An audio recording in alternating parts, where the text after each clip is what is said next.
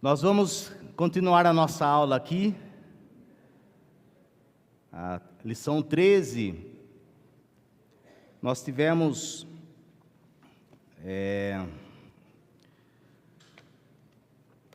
alguns subtítulos dos títulos dessas aulas, né? Então, a primeira aula fui eu quem dei sobre...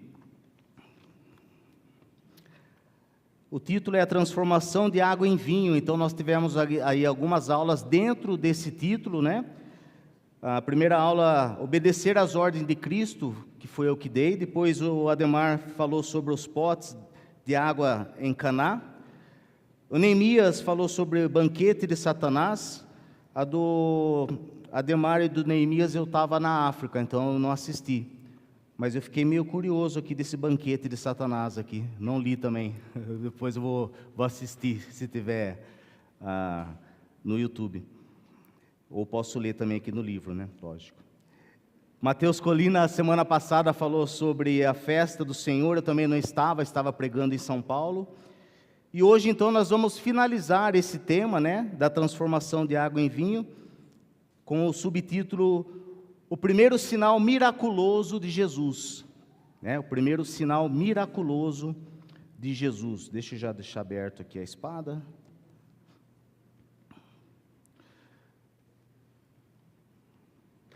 Abram suas Bíblias em João 2.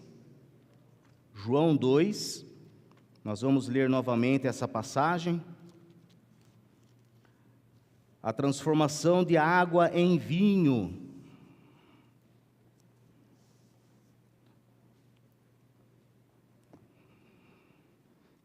Se quiser acompanhar também na projeção. Então, nós vamos fazer a leitura aqui. João 2, de 1 a 11. Todos acharam?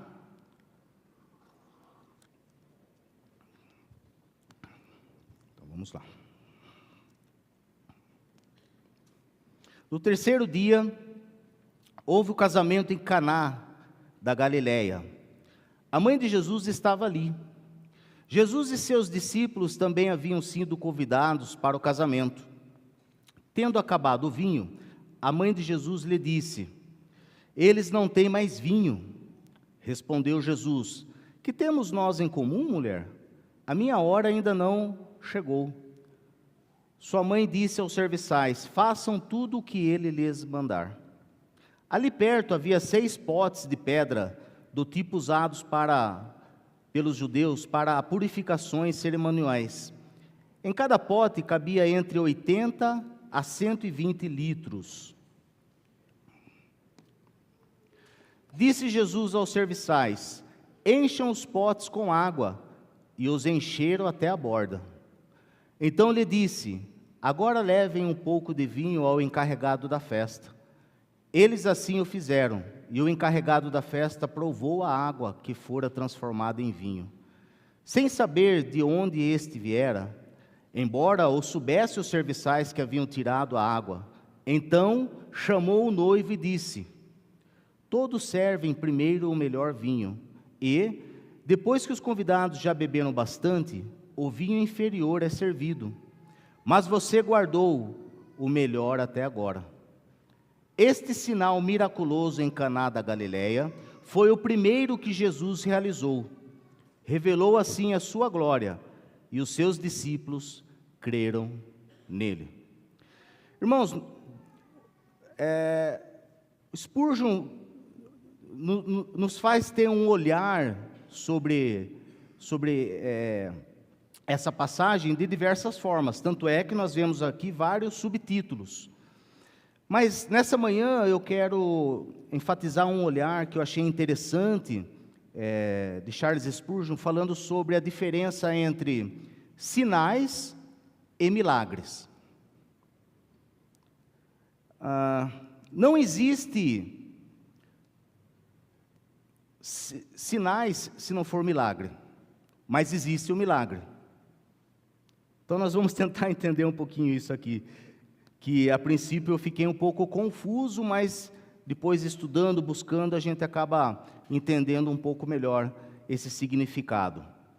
Então, olha só.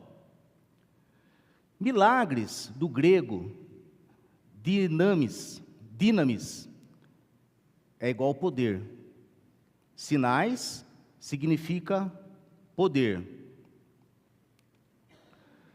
ênfase, e o milagres, ele significa, ele dá ênfase no poder sobrenatural. Nós já falamos um pouco aqui, eu já falei numa outra ocasião, o que é ser sobrenatural, o que é o fato sobrenatural.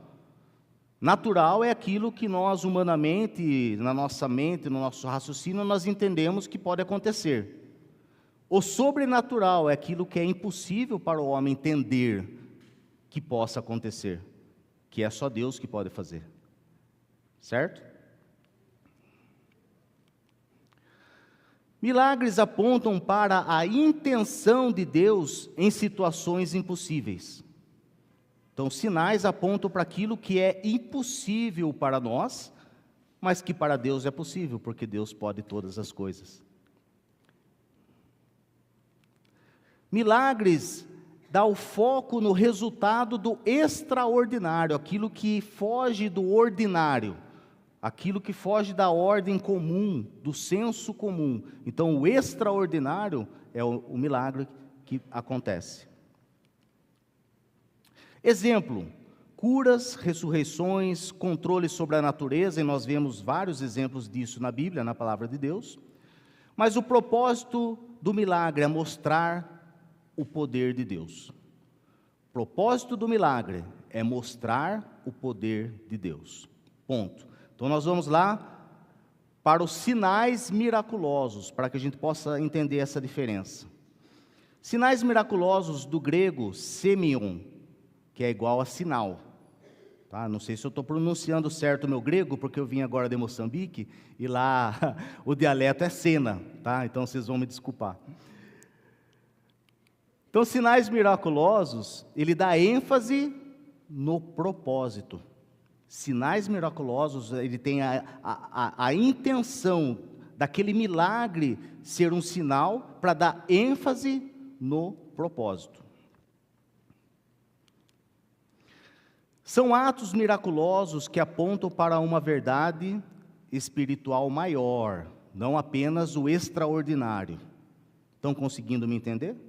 Então não é apenas o milagre, é o extraordinário, mas o sinal miraculoso é aquilo que aponta para uma verdade espiritual maior, não só apenas o extraordinário, não só apenas o milagre. Foco na mensagem por trás do milagre. Agora está começando a ficar um pouco mais claro, né? Então tem-se o milagre, mas não acaba só no milagre, não fica só no extraordinário, não fica só no milagre. Tem a mensagem por trás daquele milagre. Exemplo: transformar água em vinho. É um sinal da nova aliança. É um sinal da glória de Cristo. Não apenas transformar água em vinho, se é que nós podemos falar que é apenas, né? Mas não é isso, somente o milagre, o extraordinário. Mas tem uma mensagem, essa mensagem é o sinal da nova aliança, por exemplo, e o sinal da glória de Cristo. O propósito maior do sinal miraculoso é revelar quem é Jesus. Pronto, aí eu acho que ficou mais claro. Então não apenas o extraordinário, mas revelar que por trás do milagre a glória de Jesus. Quem é Jesus? Não apenas somente o extraordinário. Então aqui tem uma diferença prática. Termo, ênfase e finalidade. Então, termo milagre dá ênfase no poder sobrenatural, no extraordinário. E a finalidade do milagre é causar espanto, curar, libertar. E depois nós vamos ver alguns exemplos de espanto, curar e libertar. Sinal miraculoso tem a ênfase do quê? Propósito revelador. E a finalidade final é apontar Cristo e o reino.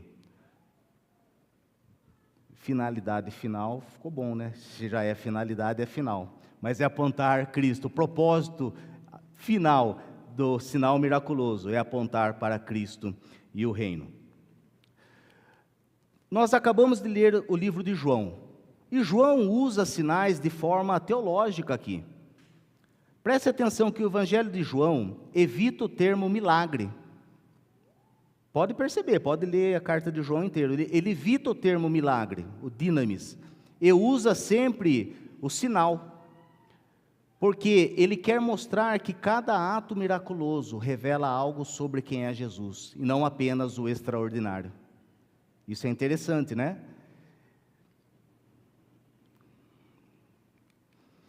Então vamos recapitular, porque na verdade esse último subtítulo aqui, ele faz uma recapitulação dos outros subtítulos desse título, né? Então nós vamos nessa manhã recapitular e nós vamos já aplicando as passagens aqui desse trecho da Bíblia. Jesus no casamento, em João 2, 1 e 2, nós podemos ver que ele estava com seus discípulos, eles foram convidados pelos seus discípulos para um evento social muito importante. E sua mãe já estava ali. E eles chegaram ali, foram convidados talvez de última hora, né? Mas eles foram convidados, Jesus e seus discípulos, sua mãe já estava ali. Mas eu quero deixar aqui uma ressalva. Lendo, né, mais uma vez, essa passagem, por que acabou o vinho? Essa pergunta nós não fizemos, nós fizemos em aulas passadas, né, que o vinho foi o milagre, né, o sinal miraculoso de Jesus transformar a água em vinho. Por quê, né? Mas por que acabou o vinho? Eu creio que acabou o vinho porque, apesar de ser um evento social importante, eram pessoas humildes, vamos dizer assim, pessoas pobres, porque com certeza se fosse um casamento de um rico, não ia acabar o vinho, né? Teoricamente não era para acabar o vinho. Isso nos mostra também, nos faz lembrar que Jesus está em todos os lugares, e Ele quer estar convidado em todos os lugares, Ele quer fazer parte para estar em todos os lugares, e Jesus estava ali, nesse casamento, e aí então acontece aquilo que nós vamos ver agora, o grande problema, né? Acabou o vinho, e Maria percebe esse grande problema e leva para quem? Para Jesus. E aqui eu quero ter muita cautela em falar sobre isso, mas Charles Spurgeon nos faz ter esse olhar, e mostrar que Maria é apenas Maria. Apesar de Maria levar o grande problema para Jesus, e nós vamos rever, né, o grande problema que era acabar o vinho, naquela ocasião, na cerimônia, mas Maria chega para Jesus no versículo 2, no versículo 3, tendo acabado o vinho, a mãe de Jesus lhe disse, eles não têm mais vinho. Chega para Jesus e fala, eles não têm mais vinho, acabou o vinho, e é um grande problema, nós vamos ver agora aqui. E aí então Jesus responde para sua mãe, e nós já falamos a respeito disso, de uma forma que até então, até eu estudar melhor, eu achava que era uma forma um pouco ríspida de Jesus falar com a sua mãe. Mas antes de entrar nesse aspecto aqui, Charles Spurgeon nos faz olhar a diferença de que algumas religiões idolatram a Maria como sendo aquela intercessor entre o problema e Deus, entre o problema e Jesus. Eu achei interessante, sexta-feira passada eu estava falando aqui para as crianças do Foco, né, para os adolescentes, e eu estava falando sobre a grande missão, né, que nós temos uma grande missão de propagar o Evangelho, seja onde nós estivermos, né, na escola, em casa e tal. E aí uma das crianças falou assim, eu queria fazer uma pergunta super inteligente. E quando uma amiga minha fala assim, que Maria é melhor que Jesus, porque ela foi a mãe de Jesus. Falei, nossa, mas já fizeram essa pergunta para você? Já. Eu falei, então você vai dizer, biblicamente, que a palavra de Deus diz que só existe um intercessor entre Deus e os homens, que é Jesus Cristo. A palavra não se refere que Maria possa fazer algo para interceder os nossos pedidos para Deus. Com todo respeito a Maria, porque Maria foi uma mulher escolhida por Deus para gerar Jesus. E aqui nesse texto já comprova isso também. Porque quando ela chega para Jesus e fala, talvez ela fala, filho, acabou o vinho. E Jesus responde assim para ela, que temos nós em comum, mulher? A minha hora ainda não chegou. E aí eu falei na minha primeira aula sobre essa forma que Jesus falou para Jesus, mas depois nós fomos estudar a fundo, e para aquela época, quando se falasse dessa forma, mulher é uma forma respeitosa de falar com a sua mãe. E eu até comentei, né, que eu sou da época que quando eu chegava na casa da minha avó, pedia benção, avó. Eu só entrava se ela falava, Deus abençoe, meu filho. Respeito. E aí eu falei, nossa, mas Jesus aqui está sendo desrespeitoso com a sua mãe. Olha como ele responde, que temos nós em comum, mulher? Só que naquela época, né, essa forma é uma forma respeitosa e carinhosa de dizer para sua mãe, mãe, eu não tenho culpa do que aconteceu. É mais ou menos isso, para vocês entenderem. E aí nós vemos aqui a submissão de Maria, porque quando Jesus fala com ela, que nós temos em comum, mulher, a minha hora ainda não chegou. Não chegou o momento de eu me revelar. Eu não vim para apenas curar, eu não vim apenas para fazer milagres. A minha hora ainda não chegou. E aí o que Maria faz? Ela não fala mais nada. A sua mãe disse aos serviçais, no versículo 5, façam tudo o que ele lhes mandar. Então, quando Maria chega para o seu filho e fala, filho, acabou o vinho, e ele responde dessa forma, imediatamente, ela atende, fica em silêncio, não rebate, olha para os serviçais e fala, façam tudo o que ele lhes mandar. Então, aqui é uma prova de que Maria, mesmo sendo a mãe de Jesus, ela foi submissa ao momento de Jesus. E Jesus, né, por amor, por misericórdia, por graça, por compaixão, ainda ele transforma a água em vinho. E é aí que nós vamos perceber mais isso no decorrer da nossa aula aqui. Então, na época, acabar o vinho em um casamento era um grande problema social e cultural. Nós falamos isso na nossa primeira aula também. Primeiro, era vergonha pública para os noivos e suas famílias. Gente, acabar o vinho era algo até ofensivo para os convidados. E chegava a ser uma vergonha, era considerado falta de hospitalidade. Era desorganização e pobreza extrema se acabasse o vinho. Era vergonha pública e constrangimento constante. Era um constrangimento duradouro que ia ficar sendo falado que acabou o vinho por muitas gerações naquele casamento. Então era algo realmente, era um grande problema social e dentro de uma cultura que era desrespeitoso para aqueles que estavam na festa. O vinho era símbolo de alegria. Então, se acabasse o vinho, era como se falasse assim, as bênçãos do Senhor acabou aqui nesse casamento. Era mais ou menos isso.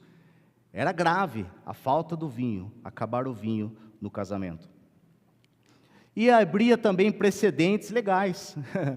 Gente, nós falamos isso também anteriormente, né? Até trouxe aí algo mais profundo sobre isso, mas gerava processo judicial. Você já pensou, Ademar convida nós para ir na festa no condomínio dele lá, chega lá, acaba o vinho. Ah, não, vou processar. Não, eu estou desonrado. Você me convidou para vir aqui, acabou o vinho? Não. E era isso que acontecia. Os convidados podiam abrir processos judiciais contra o noivo. Aí a vergonha era dos noivos, mas quem tomava o processo era o noivo. Ele pagava o pato sozinho. Lógico que a vergonha seria para os dois.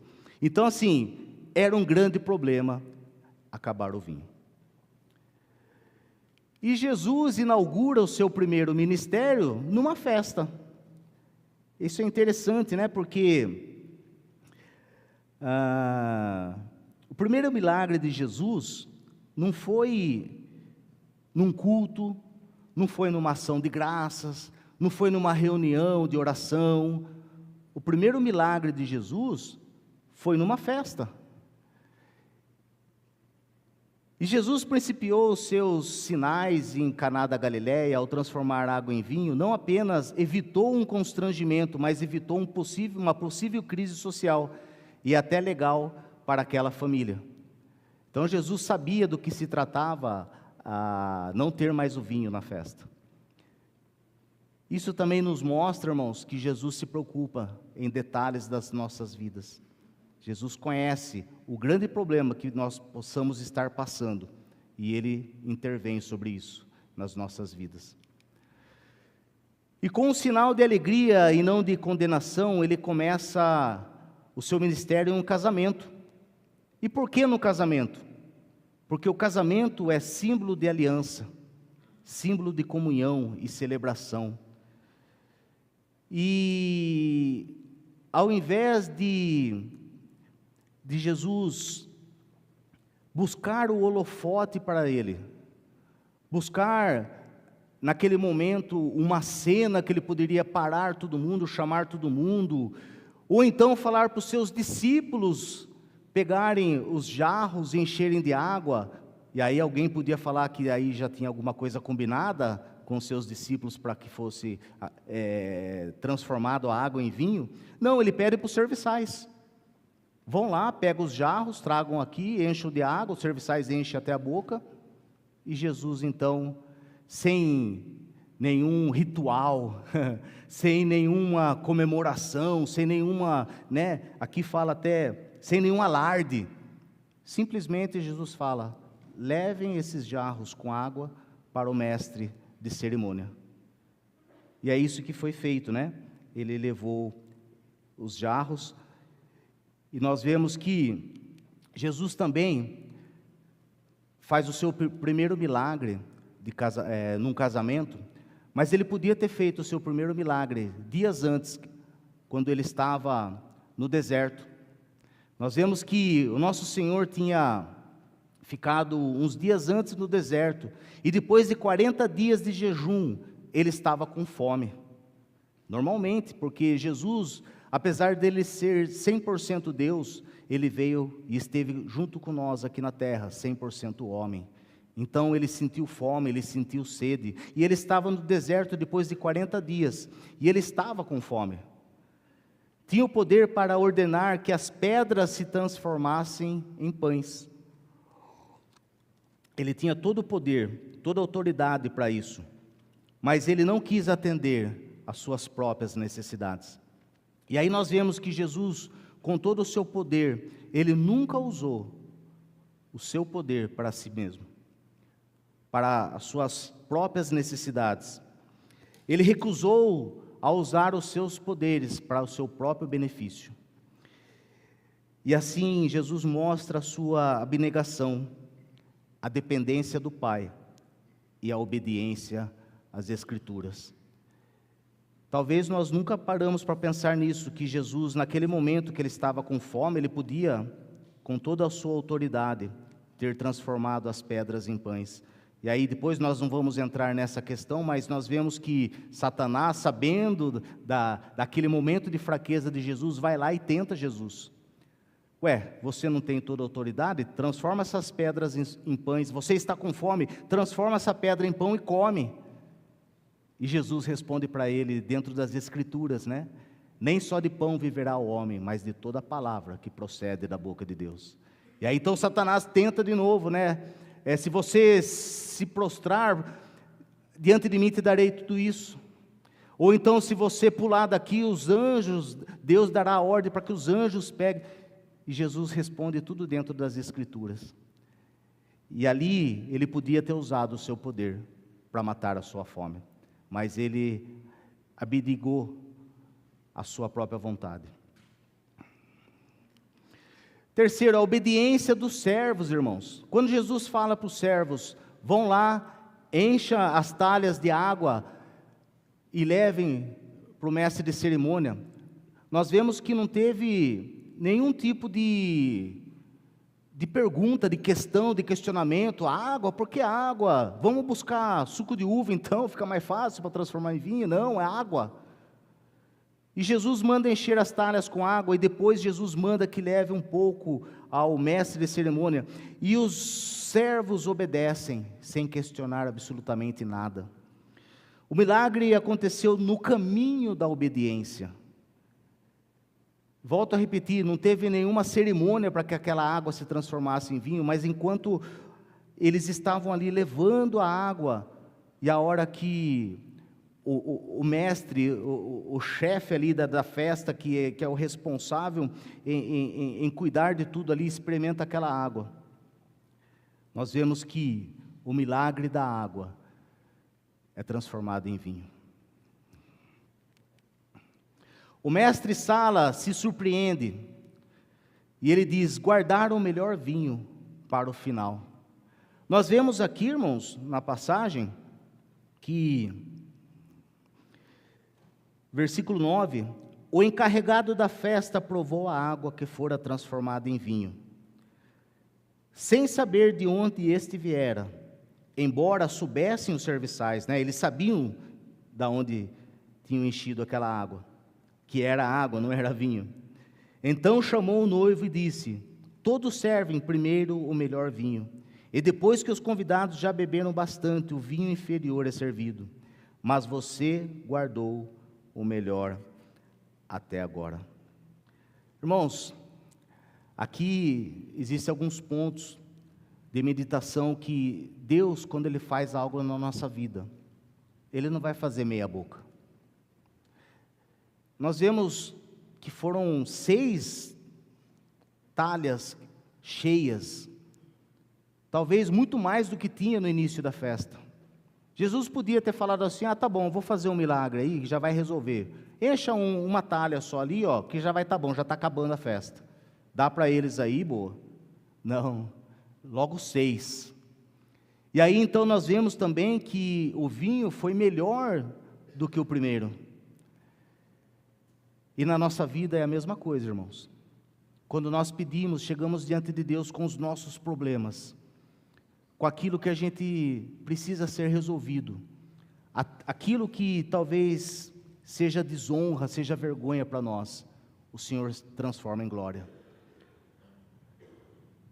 Talvez você esteja passando nesse momento, nessa manhã, algum momento complicado da sua vida, ou já passou, ou talvez vai passar.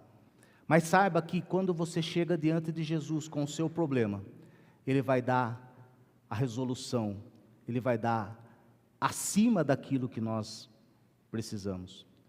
Muitas vezes, irmãos, nós não reconhecemos isso. Talvez, quantas vezes o Senhor já fez tantos milagres na nossa vida, e nós não reconhecemos isso, porque nós ficamos limitados no milagre, mas não no sinal. Nós ficamos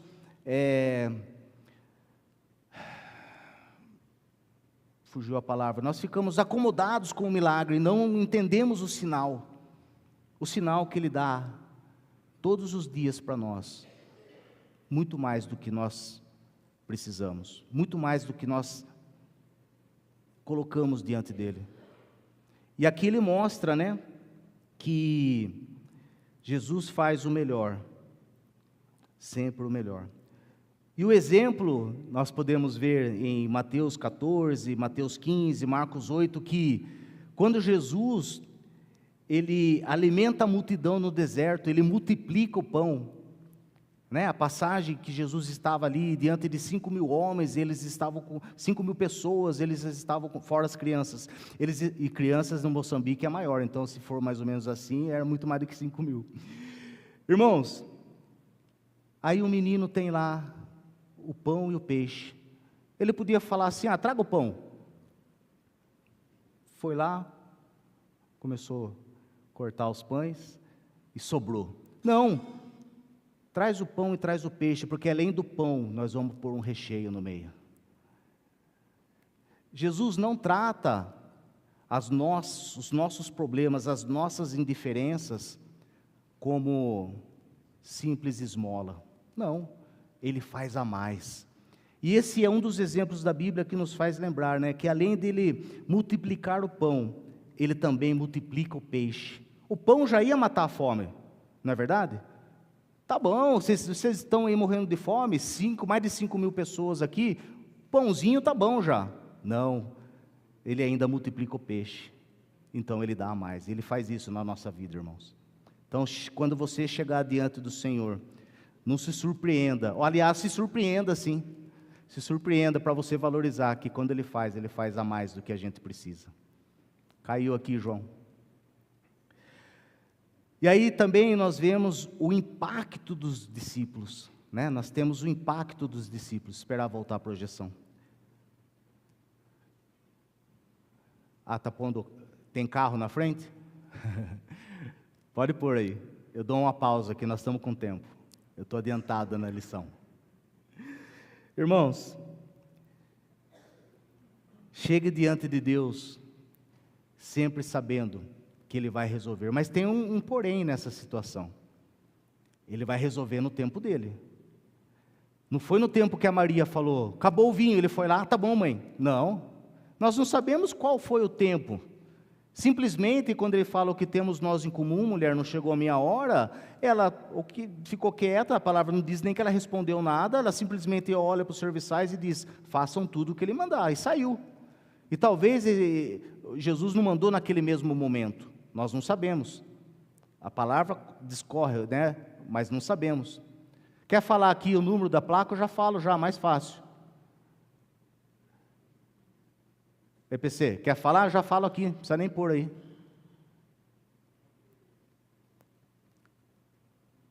Deu? Lá. Responsável pelo veículo, Spin Prata, placa, favor comparecer à recepção. Se não for aqui, deve estar nas classes, agora tem que passar classe em classe, né? Não está aqui. Vamos voltar à nossa programação normal, então. Irmãos, diante de tudo isso, diante de todo esse milagre, teve a transformação, né? Deixa para mim. Aí tem o impacto, que é um dos motivos do sinal miraculoso. Impactar os seus discípulos. Nós vemos que esse foi o primeiro sinal miraculoso de Jesus. Ponto. Revelou a sua glória. Segundo ponto. E terceiro ponto, os discípulos passaram a crer nele com mais convicção. Agora eu fico pensando, os discípulos caminharam, andaram com Jesus todo o tempo, em todos os momentos. Ouviram da boca de Jesus tudo o que Ele ia fazer, tudo o que Ele ia passar, ou ia ouvir de Jesus, ouviu de Jesus todo o poder que Ele tem, mas talvez eles não tinham visto ainda, e não tinham visto ainda mesmo, realmente. E nesse sinal miraculoso, então, Jesus revela a sua glória para todas as pessoas daquele casamento. Que todos ficaram sabendo.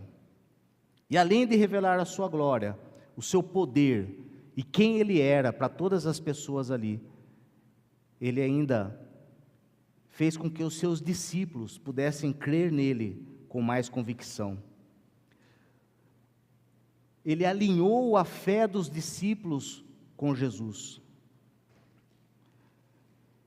E é interessante que Jesus não invocou a presença de anjos, nem fez uma oração prolongada, muito menos repetiu nenhum sacramento aí, ele não fez nada disso, ele apenas falou, e a sua vontade foi feita.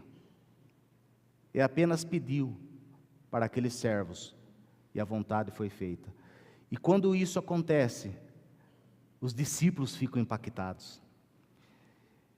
Irmãos, será que quando Deus faz aquilo que nós precisamos, dentro de um problema que nós estamos passando, Nós conseguimos ser impactados com o sinal revelador da glória de Jesus nas nossas vidas?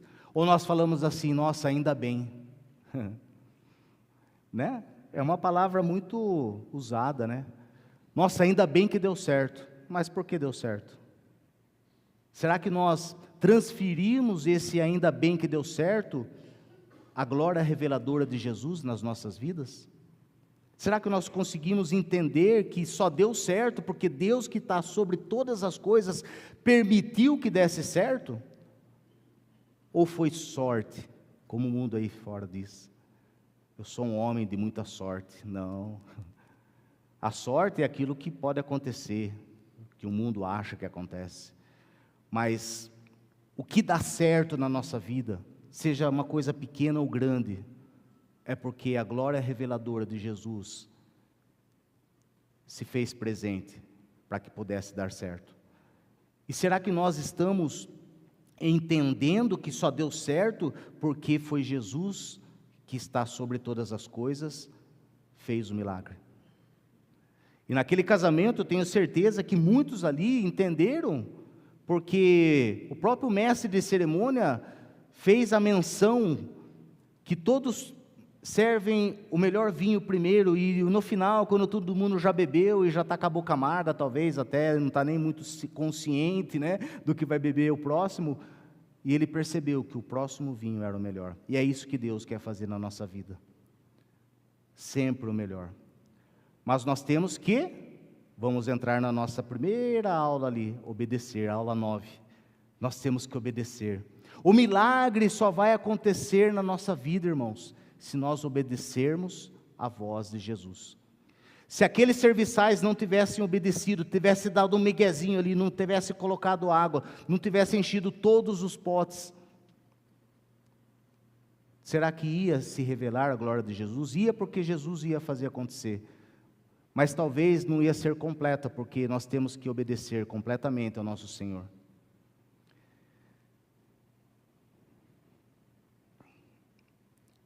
Quero levantar 3 aplicações referentes ao texto nesse momento.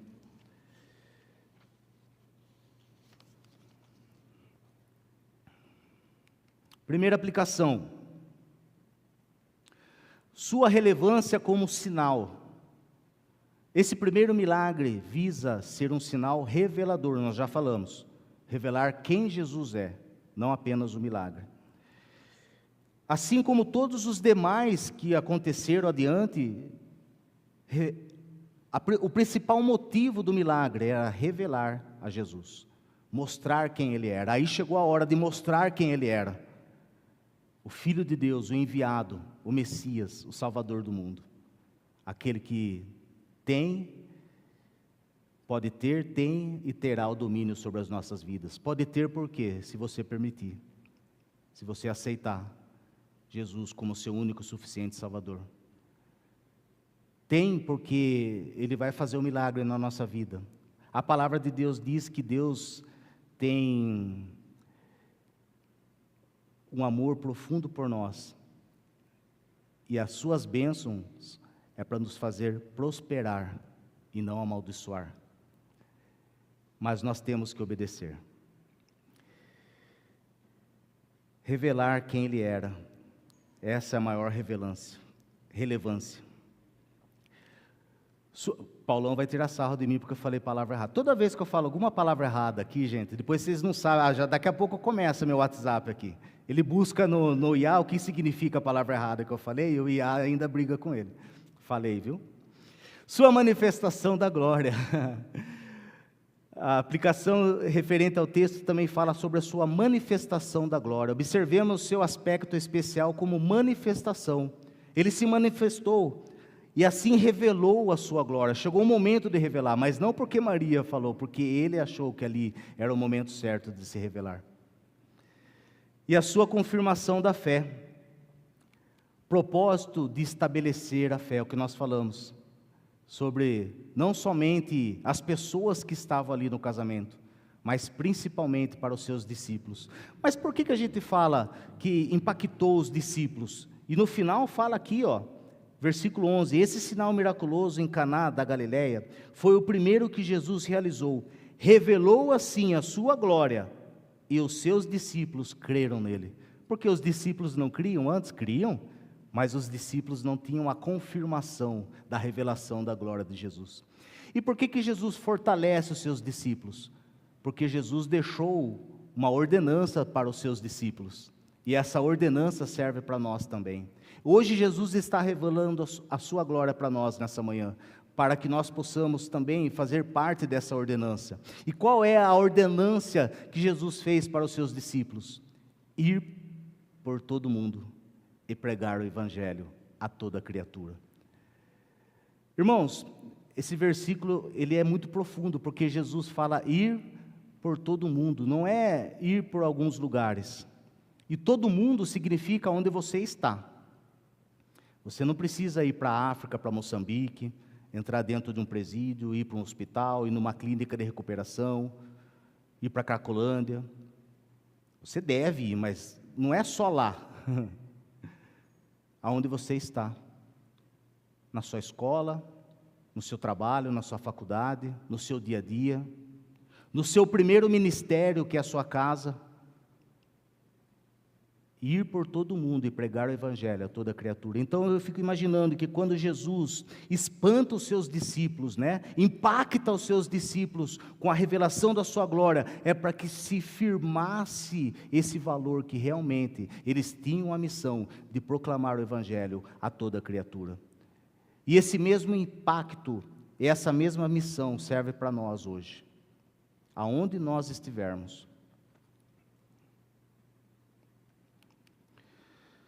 Irmãos, será que nós estamos apenas buscando o milagre ou o Senhor do milagre? Pensa um pouco. Quando nós chegamos diante de Deus e nós colocamos diante do Senhor o problema, será que nós esperamos apenas o milagre e está bom, está resolvido? Ou nós buscamos o Senhor do milagre, seja feita a sua vontade, porque a sua vontade é boa, perfeita e agradável? Existem muitos exemplos na Bíblia que nós podemos relacionar sobre essa busca do milagre e a busca do Senhor do milagre, mas eu quero dar um. Os 10 leprosos.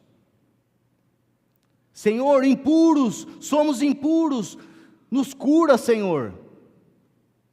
E Jesus fala para eles, então, vão mostrar-se aos sacerdotes, porque naquele tempo, quando existia alguma cura, para que aquelas pessoas consideradas imundas e separadas da sociedade, elas só podiam voltar para a sociedade se os sacerdotes observassem realmente que realmente foram curadas, e aí então elas podiam voltar para a sociedade. Então Jesus diz para aqueles 10 leprosos, vão mostrar-se aos sacerdotes. E então, quando eles estavam indo se mostrar aos sacerdotes, eles foram percebendo que estavam sendo curados. Glória a Deus, foram curados apenas por uma voz, a voz de Jesus. E aí então, quando os 10 percebem que estavam sendo curados, continuam indo mostrar-se aos sacerdotes para poderem voltar para a sociedade, mas um reconhece o sinal miraculoso e volta. Apenas um volta para o Senhor dos milagres, e não apenas para o milagre. Enquanto aqueles 9 só buscavam o milagre e a libertação e foram, e um reconheceu o Senhor do milagre e volta e adora o Senhor Jesus e agradece. Quem nós somos entre esses 10? Aquele que só busca o milagre e ok, está bom, ainda bem? Ou nós somos aquele que reconhecemos o Senhor do milagre? Agradecemos o Senhor do milagre, reconhecemos o sinal miraculoso, a cura, o milagre e o sinal miraculoso que vem de Jesus, o sinal miraculoso que revela Cristo na nossa vida.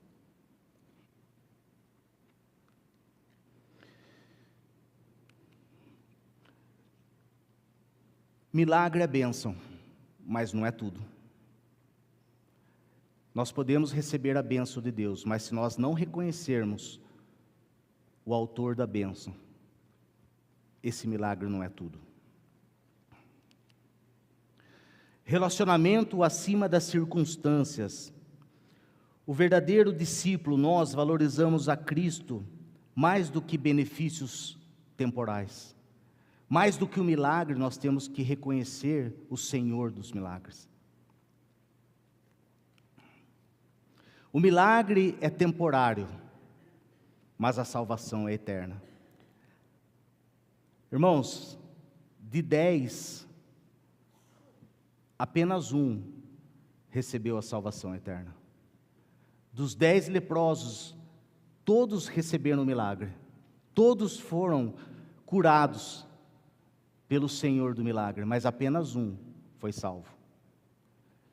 Então, muitas vezes nas nossas vidas, nós chegamos diante de Jesus e não reconhecemos o Senhor do milagre, seja Ele grande ou pequeno na nossa vida.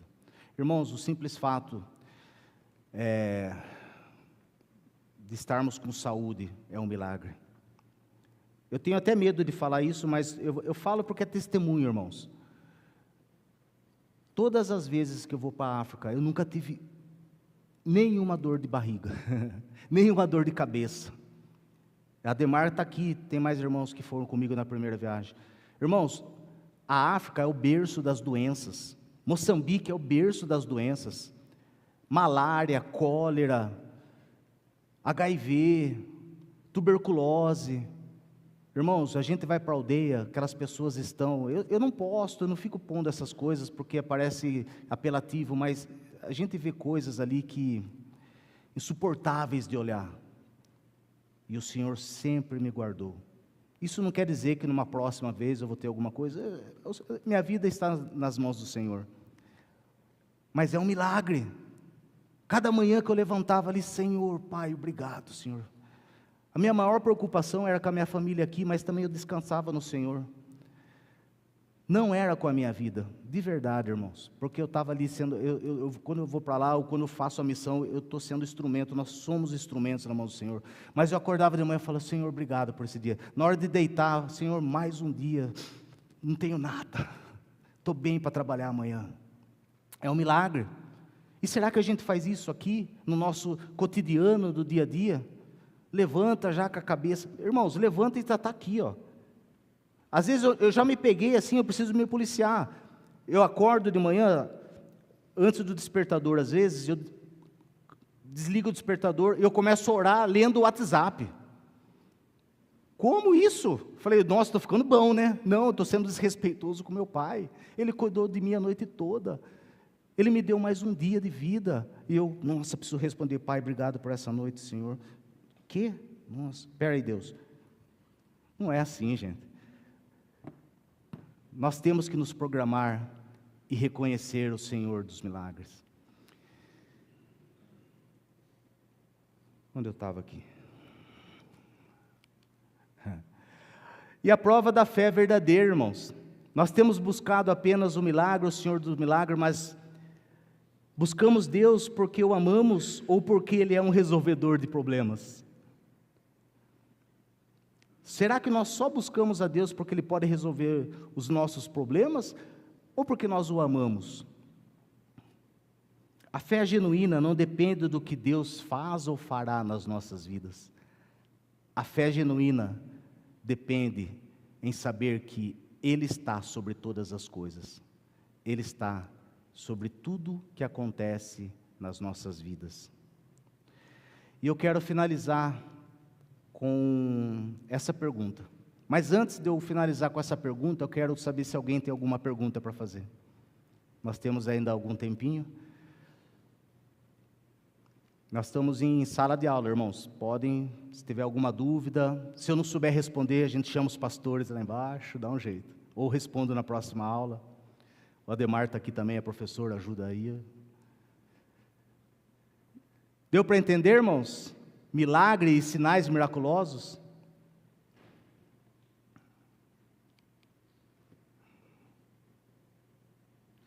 Se Deus não fizer o milagre que você tanto espera, ainda assim, Ele será suficiente para você? Que nós possamos nessa manhã reconhecer o Senhor dos milagres e que nós possamos saber que tudo acontece por conta do maior milagre, que é a salvação que nós temos em Cristo Jesus. Esse é o maior milagre, irmãos. A partir disso, é só reconhecer que Ele está sobre todas as coisas e fará sempre o melhor para nós, porque Ele nos ama. Que Deus abençoe a todos, um feliz Dia dos Pais, e que nós possamos viver com a suficiência de Deus para as nossas vidas. Amém?